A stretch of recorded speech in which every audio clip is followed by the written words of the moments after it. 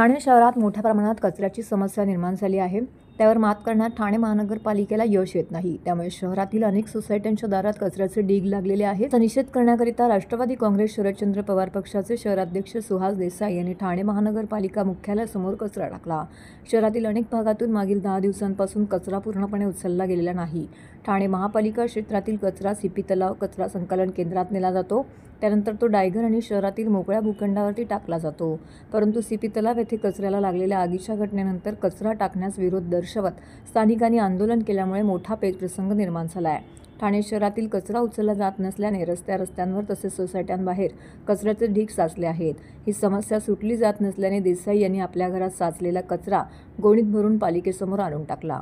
दरम्यान महापालिकेत कित्येक वर्षापासून असलेल्या सत्ताधाऱ्यांनी स्थानिकांना वेळोवेळी आश्वासनं देण्याव्यतिरिक्त कुठलीही ठोस उपाययोजना केलेली नाही.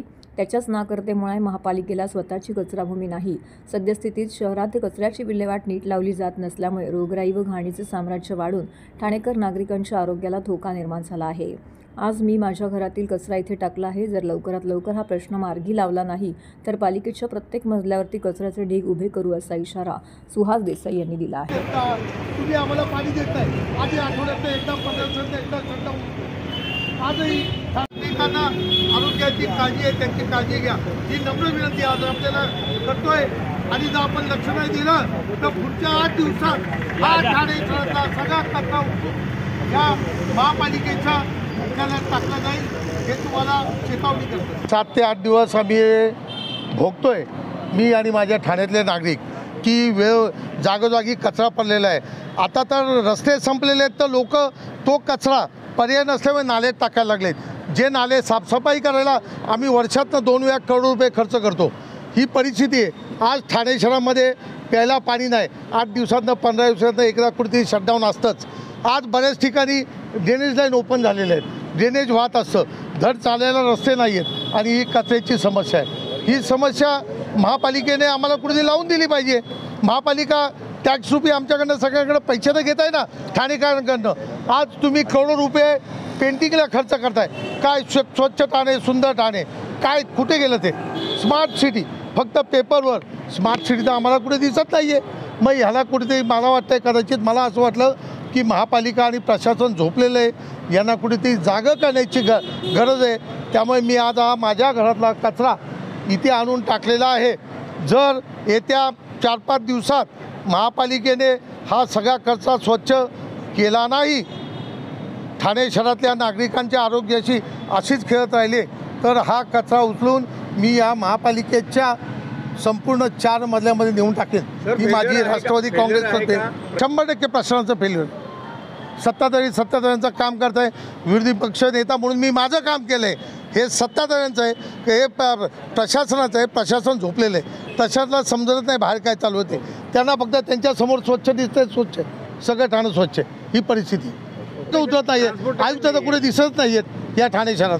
फक्त त्या AC कॅबिनमध्ये बसून मिटिंगा घेत असतात आणि ठराविक त्यांचे जे लाडके नगरसेवक आहेत त्यांना निधी देतात. बाकी संपलं. ट्रान्सपोर्टेचा प्रश्न आहे त्यांचा, तो त्यांचा प्रश्न आहे.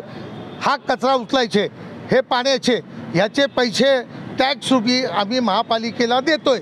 आम्हाला आमचं ठाणं स्वच्छ ठाणं पाहिजे. जशी तुम्ही म्हणता ना स्मार्ट सिटी तशी पाहिजे.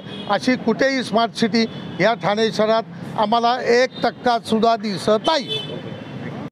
आज आपण सर्वांनी बघितलं की माजी नगरसेवक श्री सुहास देसाई साहेब यांनी महापालिकेच्या दरवाजाच्या समोर, मुख्य प्रवेशद्वाराच्या समोर कचऱ्याचा ढीग तर तो नव्हता. ॲक्च्युली तो मला वाटतं कोबी आणि फ्रेश कचरा होता. कचरा तर तो नव्हताच ॲक्च्युली. तर मला सगळ्यात प्रथम हे क्लिअर करायचं आहे, त्यांनी कचऱ्याचा ढीग तर काय टाकलेला नाही आहे. पण हा समस्या गंभीर आहे आणि सन्माननीय सदस्यांनी त्यांच्या पद्धतीने हा विषय मांडण्याचा प्रयत्न केला. मेसेज वेल टेकन. या संदर्भात माझी सुहास देसाई साहेबांची सकाळी चर्चा झाली होती आणि आमची सविस्तर चर्चा झाली होती. इनफॅक्ट देसाई साहेबांनी एक तक्रार पण मला सांगितली होती, ज्याचं निराकरण केवळ 5 मिनिटात महापालिकेने केला.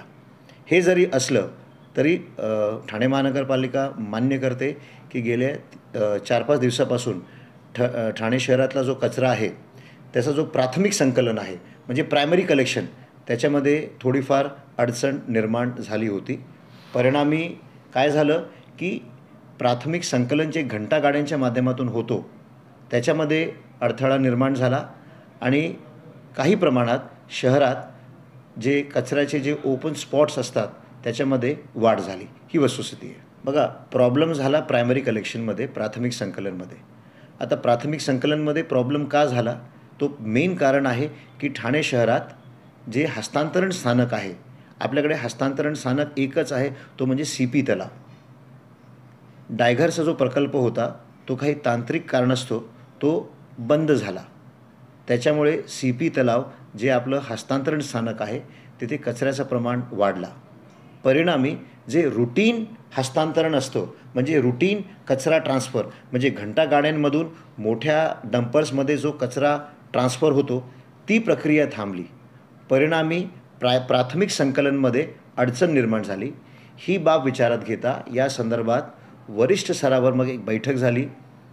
मी आवर्जून सांगतो की या शहरातले सर्व सन्माननीय आमदार आणि या राज्याचे माननीय उपमुख्यमंत्री महोदय यांच्या स्तरावर एक बैठक झाली आणि बैठकीमध्ये माननीय उपमुख्यमंत्री महोदय यांनी प्रशासनाला काही सूचना केलेल्या आहेत आणि त्यानुसार ठाणे शहरात आपल्याला अजून ट्रान्सफर स्टेशन निर्माण करा या संदर्भात सूचना प्राप्त झाल्या आहेत.